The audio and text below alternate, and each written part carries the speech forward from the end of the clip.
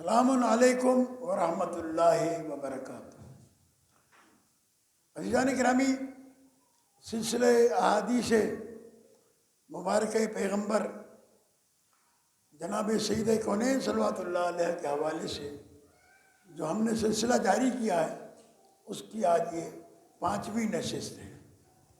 سرور کائنات ارشاد فرماتے ہیں ادخلت الجنت، مجھے جنت میں داخل کیا گیا۔ فرأیت علی بابہا مکتوبا، تو میں نے اس کے دروازے پر، جنت کے دروازے پر لکھا ہوا دیکھا، بالذہب، سونے کے ساتھ،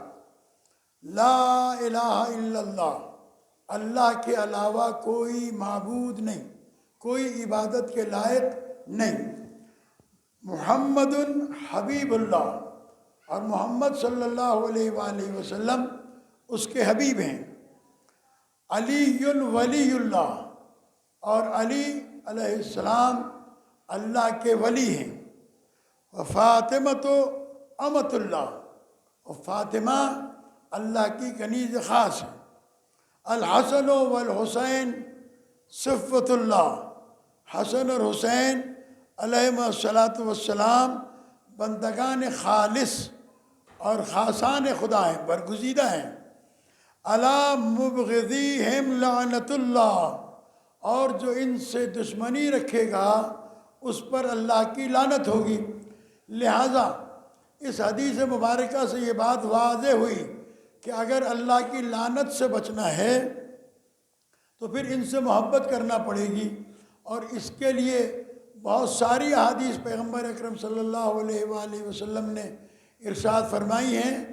اس کے اندر سے میں بہت ساری حدیث بیان کر چکا ہوں اور بیان کی جائیں گی۔ اس وقت میں 2 باتیں آپ کے سامنے عرض کرنا چاہتا ہوں کہ دنیا میں لوگ مسلمان اللہ کو راضی کرنا چاہتے ہیں، رسول کو راضی کرنا چاہتے ہیں، تو قرآن مجید نے اللہ اور رسول کو راضی کرنے کا پیغام اور رسول اللہ اور رسول کو راضی رکھنے کا جو میزان ہے وہ بتا دیا کہ پیغمبر نے ارشاد فرمایا قرآن مجید کی اس آیت کو پڑھ کر کہ ان اللہ و رسولہ احق ان یرضوہ ان کانوا مومنین، اللہ اور رسول اس بات کے سب سے زیادہ حقدار ہیں کہ انہیں راضی رکھا جائے اگر یہ لوگ مومن ہیں۔ تو مومن بننے کے لیے رسول کو راضی رکھنا ضروری ہے، اور پیغمبر ارشاد فرماتے ہیں کہ فاطمہ کو جس نے راضی کیا اس نے مجھے راضی کیا، ومن ارضاہ فقد ارضانی، جس نے اسے راضی رکھا اس نے مجھے راضی رکھا۔ اور دوسری طرف پروردگار عالم نے قرآن مجید میں آیہ مبارکہ نازل کر کے ارشاد فرمایا، جب شب ہجرت مولائے کائنات کو بستر پر سلایا گیا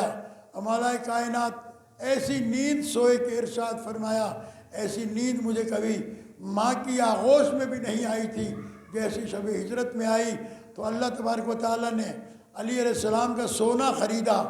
جس کے لیے علامہ حضرت حسن زیدی علی اللہ مقامہ فرمایا کرتے تھے کہ جب بستر رسول پر علی سوئے تو اللہ نے پوچھا یا علی سونا بیچو گے؟ تو پیغمبر علی علیہ السلام نے فرمایا کہ جو تیری مرضی ہو وہ دے دے۔ تو اللہ نے اپنی رضا دے کر آیت نازل کی وَمِنَ النَّاسِ مَن يَشْرِي نَفْسَهُ ابْتِغَاءَ مَرْضَاتِ اللَّهِ، لوگوں میں سے کچھ ایسے ہیں کہ جو اپنا نفس بیچ کر اللہ کی رضا خریدتے ہیں۔ لہٰذا یہ قانون قرآن مجید نے بتا دیا، جو اللہ کو راضی رکھنا چاہے اسے علی کو راضی کرنا پڑے گا، اور جو بطول کو راضی رکھنا، رسول کو راضی رکھنا چاہے اسے بطول کو راضی رکھنا پڑے گا۔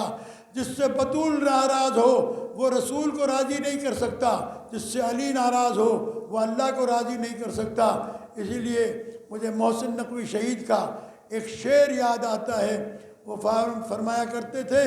کہ عقیل وہ ہے، یعنی صاحب عقل، عقیل وہ ہے جو دنیا میں 2 بلا سے بچے، علی کی تیغ سے زہرا کی بددعا سے بچے۔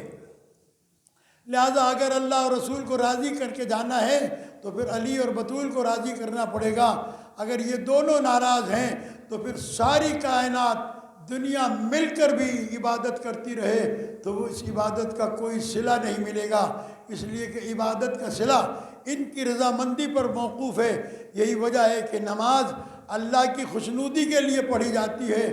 لیکن وہ نماز اللہ کی خوشنودی کے لیے قبول ہوتی ہے جس کے آخر میں درود پڑھا جاتا ہے محمد و آل محمد علیہ السلام پر۔ اللہ تبارک و تعالیٰ کی بارگاہ میں دعا ہے کہ پروردگار عالم ہمیں اللہ اور رسول کو راضی رکھنے اور اہل بیت کے دروازے سے وابستہ رہنے کی توفیق عطا فرمائے۔ والسلام علیکم ورحمۃ اللہ۔